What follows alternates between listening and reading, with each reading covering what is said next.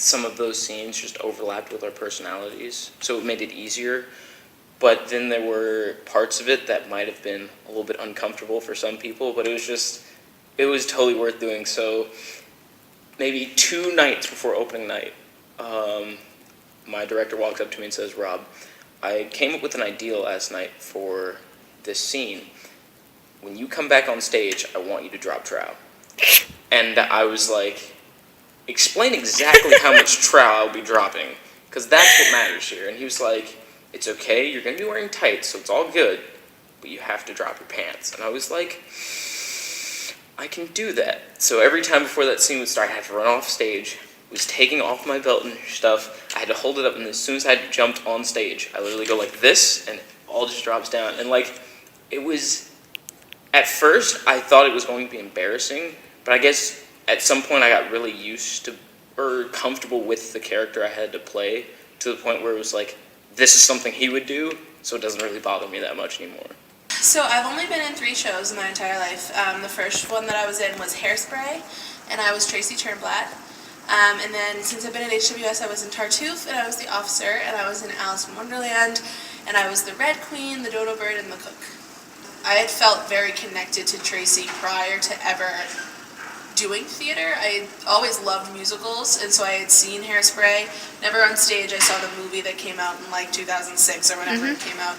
And I just remember watching the movie and being like, oh, like I relate to that, and like I kind of like that girl and like that persona, and I didn't really have to immerse myself into it that much because I was so similar to her.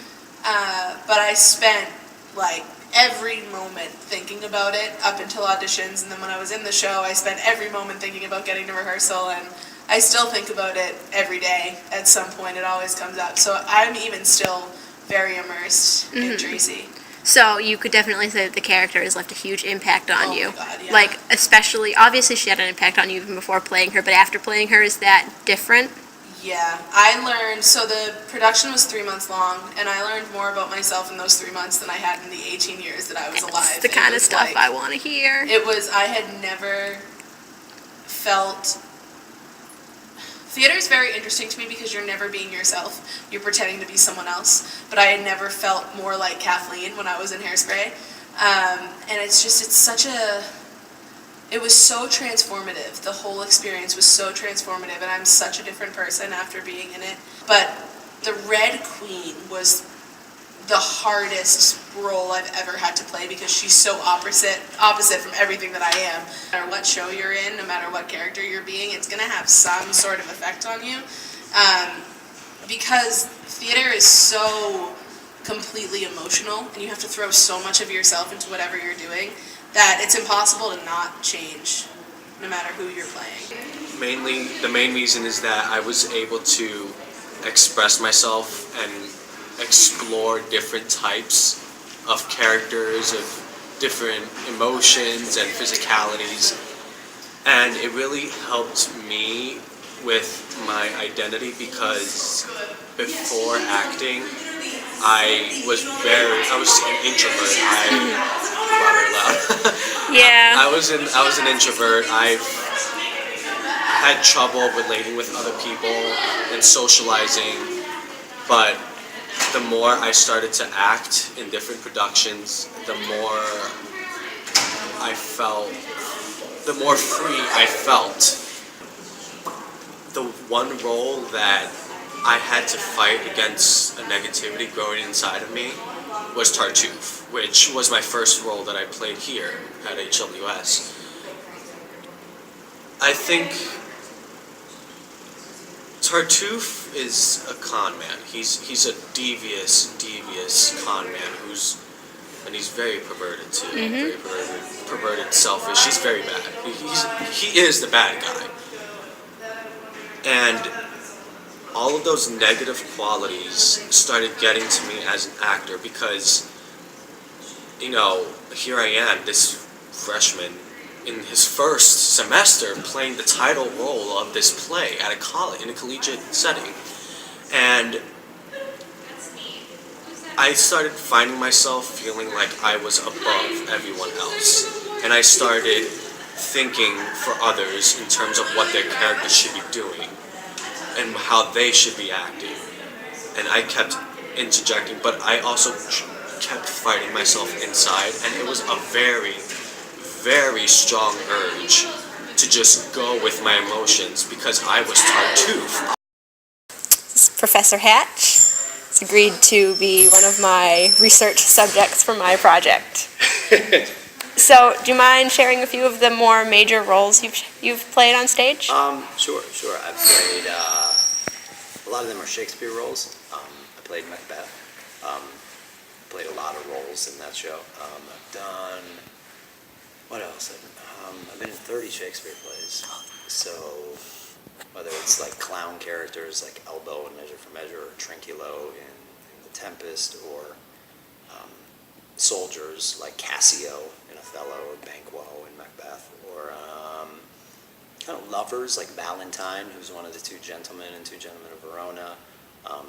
Don John's kind of a fun character in Much Ado, or Don Pedro is kind of a fun character in Much Ado About Nothing. So yeah, don't worry. You know what it's like? It's if you think of the realm of human emotion, right? Of what we experience as humans, right? And let's just say it's a circle, right? Most of our lives, we are living in the middle of that circle. Pretty close to center. We're never straying from that. If the center is just like our base, right? So we're a little extra happy. We're a little extra sad. We're a little extra mad, right? Very rarely do we get to the outskirts. The day a parent dies, outskirts, right? The day we honestly have to defend our lives, a lot of us never have to go there, The day that we honestly fall in love so hard we're willing to do anything for it, Some of us never experience that, right? Theater, acting, asks us to live in those places day after day after day after day, and that's taxing. Imagine trying to honestly convey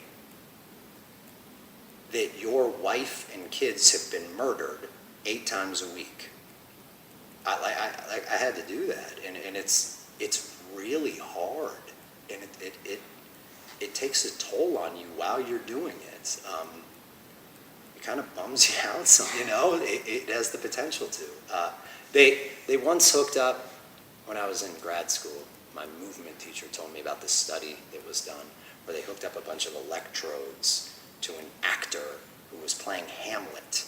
And so they were measuring what his body was going throughout the course of a performance.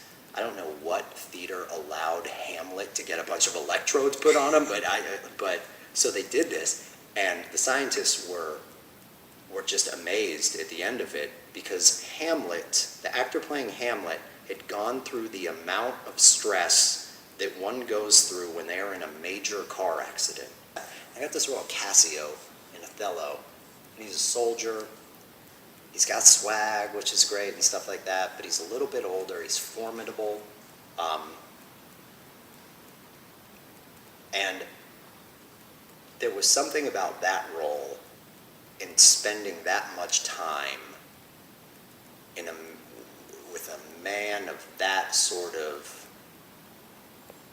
presence and weight and stature, the movement qualities that he had to have. It was almost as if that role was like the end for me of being a young man and the beginning of me starting to find myself as a man now.